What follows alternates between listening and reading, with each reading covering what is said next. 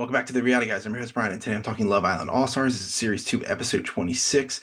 This is the Friday, February 7th episode. Recording this on Saturday. Again, need a break on Friday.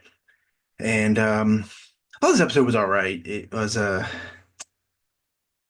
guess we got the end of the Snowberry Pie Challenge, which is always good because I think the girls and the guys play this game a lot differently. The girls value, I think, the kiss at like the highest level, and the guys value the marriage at the highest level. I think that shows in some of these choices. I'll run through the notable ones. I'm not going to run through every single kiss. I'll run through the pies because I think that's actually noteworthy. So we need to pick up where Sammy was the last girl to go. She kisses Curtis on the cheek or forehead. I can't remember which one it is. She marries Ronnie and then she pies Luca. I mean, no surprises there with the pieing. The guys go, so Omar, one of the first, he leads off and he kisses Tina. And that pisses Catherine off because he had kissed her in the challenge. And this is where it comes back to what I just said, where I think the girls value the kiss more than the marriage proposal. So he proposes to Catherine and he pies Grace, obviously because of the fight. Um, Luca pies Ekin-Su. Sammy pies Ekin-Su. Ronnie pies Sammy. See, he kisses Grace on the. I think it would have been different if Omar did this approach what Ronnie did. Ronnie kissed Grace. I think it was either a peck or on the cheek. Then he marries Harriet. So I think that's a safer kiss. You don't want to go for like a full on like actual legit kiss. So I can see why Catherine's a little bit upset there, and he could have played it a little better. Just did like a peck or something like that. So Ronnie pies Sammy. All right, Chugs is a big one. He kisses Tina. He marries Sammy, and he pies Zach and Sue. So he completely leaves Danielle in the dust, and that will play a factor later. But that was interesting. I thought when I was writing my notes, I was like, oh, he kissed Tina. I thought he was going to marry Danielle, but yeah, I think that date not going that well is looming large. Um, Curtis pies Danielle. Casey pies Sammy. Yeah, I was hoping for a little more juice, but I think the juice is really Chugs. But I mean, Chugs is just such a background character to me that it doesn't even like that's plotline doesn't even matter. They talk about it after the fact, like I can't believe Chugs did this. He didn't kiss Danielle, didn't marry Danielle, like completely left her. Yeah, I mean that relationship or whatever you want to call it is definitely done. Totally. Catherine and Omar have a conversation. This is where she says like, "Hey, you kiss her again, it's gonna be a problem." She's like, "If you kiss him again, we're gonna be done." He kind of was like, "Whoa," but yeah, he admits like, yeah, maybe I should have done it differently. He should have done the Ronnie approach. Just peck the girl. You don't need to like actually like use tongue on a kiss. Okay, so I guess the other big moment is Sammy goes up to apologize to Ekin-Su for like seeing just to see if she's okay. He's not apologizing for his words, just saying like, "Hey, I pied you. You good?" She got pied 3 times.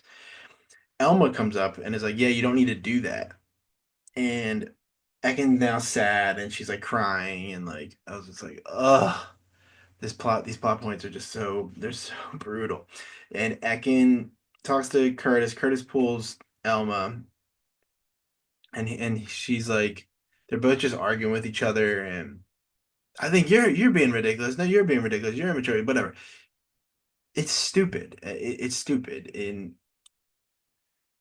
I mean, that's kind of what we're getting. I feel like with the All-Star season is like we're getting these plot points or fights that are so stupid to me. Like, what should Elma have said that? No. Has Ekin Su done some pretty shady to the girls or like just getting involved in other people's situations? Like, yeah, I mean, Elma's pissed still that she went and kissed Sammy at the Heart Rate Challenge.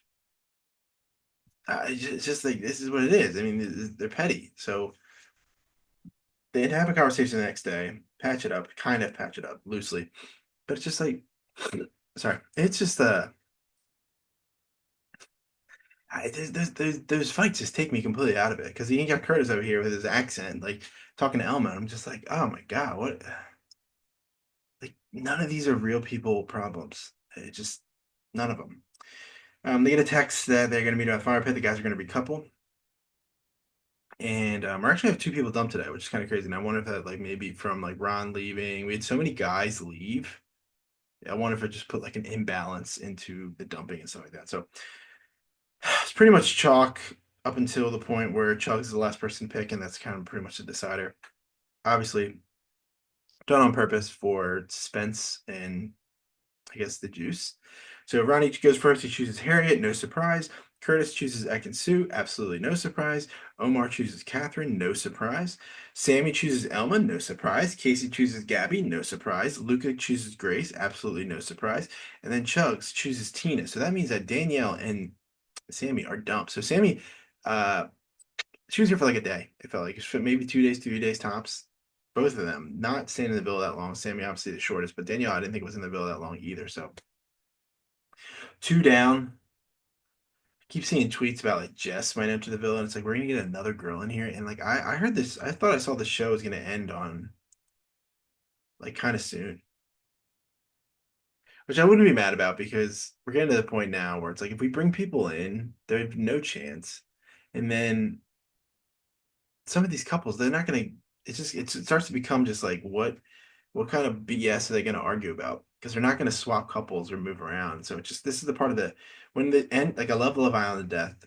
It's fun to watch, but like near the end game of the show, it starts like I don't care about the dates, and we're gonna see like probably a full episode or two of them going on dates, talk about how much they love each other, and they're gonna break up once the show's over. So it's just this the lull. Those parts of Love Island are struggle like they bore me to death, and that's where I think we're moving that direction, and it's just the way the show is. I mean, once you stop bringing in people, there's really like, these people aren't going to leave. They're trying to win money. I get it, but yeah. So I'll be back on Sunday for episode 28, and we will see what happens if there is any bombshells. I don't know. Make sure to check out some of the other stuff we did. I dropped Southern Charm or Southern Hospitality early this morning. Bill's going to drop Charm soon. And then we also just did Traders US, the latest episode of that. So make sure to check that out. And then we'll be back on the weekend or the start of the week. We have Bachelor. We have Love is Blind next week. So that's something to be excited about. So Love is Blind, always fun to watch. The first couple weeks are always great. So thank you all for watching. If you have any suggestions, drop in the comments below and we'll maybe give it a shot or give it a watch and maybe even a review. So appreciate everybody for watching. I hope you have an awesome rest of your day, night, evening, whenever you're watching this. And I hope you have a great day. Peace.